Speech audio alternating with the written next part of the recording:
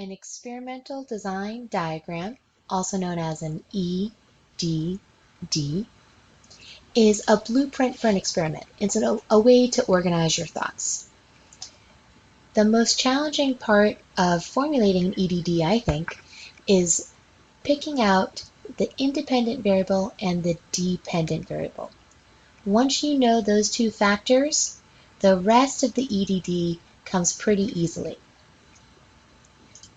So let's talk about what the independent and dependent variables are in an experiment.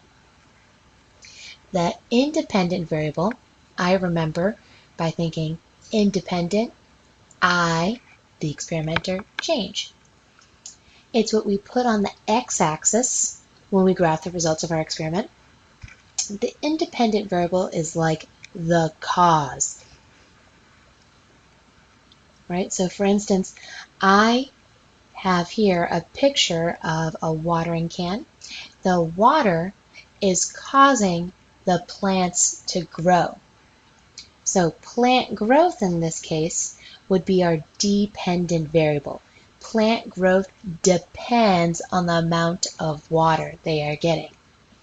So the dependent variable gives us data. It's what we measure in an experiment. We can think of the dependent variable like the effect. And this is the variable that goes on our y-axis.